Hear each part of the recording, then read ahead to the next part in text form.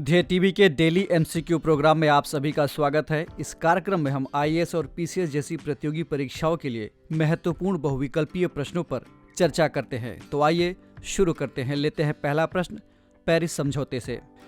Paris समझौते के संबंध में निम्नलिखित में कौन सा अथवा कौन से कथन सत्य हैं? पहला, सदस्य देशों के लिए बाध्यकारी ये समझौता साल 2015 में हुआ था। दूसरा, इसका उद्देश्य कार्बन गैसों का उत्सर्जन कम कर दुनिया भर में बढ़ रहे तापमान को रोकना था। आपके ऑप्शंस हैं ए केवल एक, बी केवल दो, सी एक और दो दोनों, अथवा डी इनमें से कोई नहीं। इस प्रश्न का सही जवाब है विकल्प बी। व्याख्या देख लेते हैं। आगामी 31 अक्टूबर से यूनाइटेड किंगडम के ग्लासगो में COP26 सम्मेलन होने वाला है। 13 दिन तक चलने वाले इस सम्मेलन को COP सम्मेलन कहा जाता है, जिसका मतलब कॉन्फ्रेंस ऑफ पार्टीज है। भारत की तरफ से इस सम्मेलन में प्रधानमंत्री नरेंद्र मोदी और पर्यावरण मंत्री भूपेंद्र यादव हिस्सा लेंगे। ग्लासगो का एजेंडा वैसे तो काफी बड़ा है, लेकिन उनमें से सबसे अहम है पेरिस समझौते के नियमों को अंतिम रूप देना। बता दें कि साल 2015 में क्लाइमेट चेंज को लेकर पेरिस समझौता हुआ था। इसका उद्देश्य कार्बन गैसों का उत्सर्जन कम कर दुनिया भर में बढ़ रहे तापमान को रोकना था, ताकि ये 1.5 से 2 डिग्री सेल्सियस से ज्यादा ना बढ़ने पाए। इसके बाद दुनिया के देशों ने स्वेच्छा से अपने लिए लक्ष्य तय किए थे। ये बाध्यकारी नहीं था। लेते हैं दूसरा प्रश्न। निम्नलिखित कथन किस भारतीय शास्त्रीय नृत्य का वर्णन करते हैं? पहला, ये नृत्य संगीत और अभिनय का मिश्रण है। दूसरा, इसमें एक गायक कथा सुनाता है और तालवादक वाद्य यंत्र बजाते हैं। और तीसरा, इसमें भारी मेकअप और भारी सुंदर पोशाक का उपयोग शामिल है। ऑप्शंस हैं ए भारतनाट्यम, बी कथक, सी कथकली, अथवा डी मोहिनी अट्टम। इस प्रश्न का सही जवाब है विकल्प सी। इसकी व्याख्या देख लेते हैं। दुनिया भर में कथकली नृत्य की शिक्षा देने वाले केरल कला मंडलम ने अपने 90 साल के इतिहास में पहली बार लड़कियों को भी प्रवेश की अनुमति दी है। केरल का कथकली नृत्य कला का ऐसा रूप है जिसमें पुरुष ही भाग लेते हैं। महिला चरित्र भी पुरुष ही निभाते हैं। बता दें कि कथकली भारत के 8 शास्त्रीय नृत्यों में से एक है। यह नृत्य संगीत और अभिनय का मिश्रण है। इसमें एक गायक कथा सुनाता है और तालवादक वाद्य यंत्र बजाते हैं। इसमें भारी मेकअप और भारी सुंदर पोशाक धारण किया जाता है। पोशाक में विस्तृत मुखौटे, विशाल स्कर्ट और बड़े शिरोभूषण या सिर पर पहनने वाले कपड़े का इस्तेमाल किया जाता है। अलग अलग भाव दर्शाने के लिए चेहरे पर अलग अलग रंगों का उपयोग किया जाता है। उदाहरण के तौर पर हरा रंग सज्जनता दर्शाने के लिए, जबकि काला रंग दुष्टता दर्शाने के लिए इस्तेमाल किया जाता है। बढ़ते हैं अगले प्रश्न की ओर।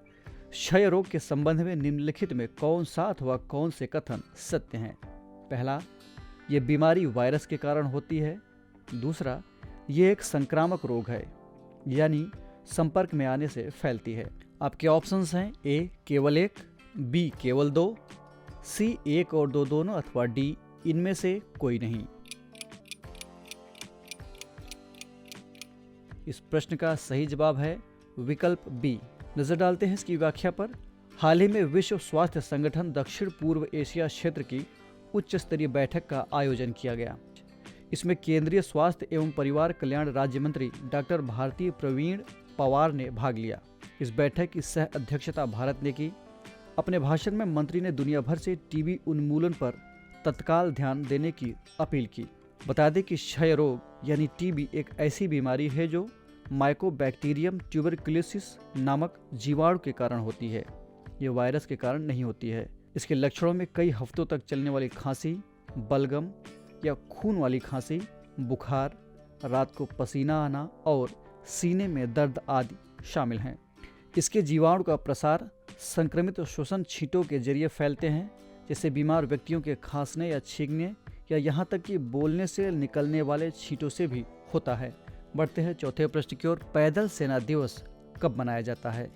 आपके विकल्प हैं ए 27 अक्टूबर, बी 26 सितंबर, सी 15 मार्च, अथवा डी 16 दिसंबर। इस प्रश्न का सही जवाब है विकल्प ए, यानी 27 अक्टूबर को पैदल सेना दिवस मनाया जाता है। इसकी व्याख्या देख लेते हैं। देश भर में 27 अक्टूबर को पैदल सेना दिवस मनाया जाता है। दुनिया की सबसे बड़ी इन्फेंट्री डिवीजन भारत में है।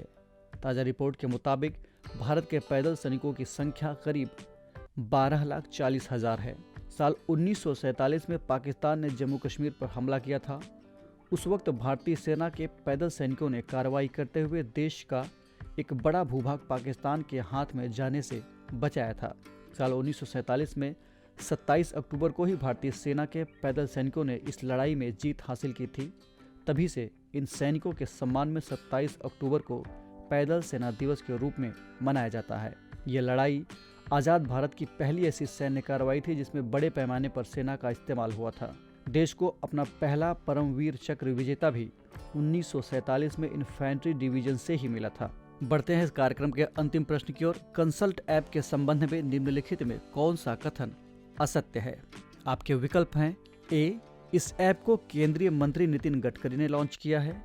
बी, इस पर धर्म, अध्यात्म आदि की जानकारी सीधे विशेषज्ञों से ली जा सकती है।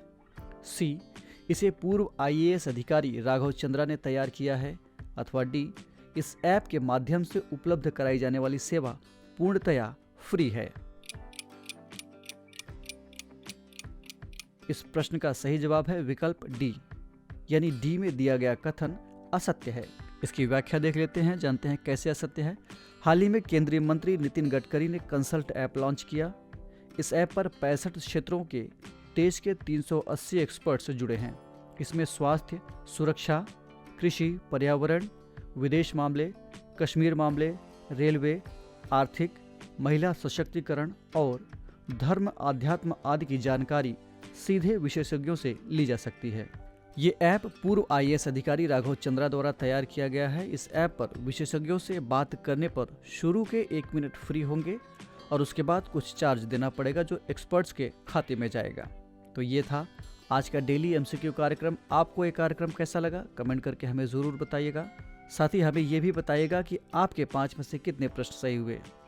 अगर आपको ये कार्यक्रम पसंद आया हो तो चैनल को लाइक, सब्सक्राइब अथवा शेयर करना न भूलें। हम फिर मिलेंगे एक नए कार्यक्रम के साथ। तब तक के लिए इजाज़त दीजिए। नमस्कार।